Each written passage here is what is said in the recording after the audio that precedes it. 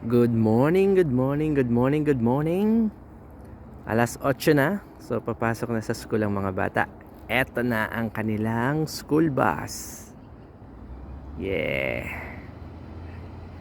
So the first 2 weeks naglalakad ang mga bata papunta sa school kasi it took us 2 weeks to have the request be processed para dun sa school bus. So eto na siya. And those are my kiddos. Ayan na. Nasa kanila. Bye guys!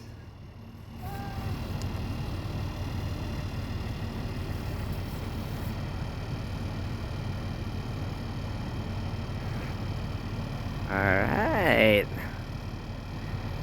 Okay.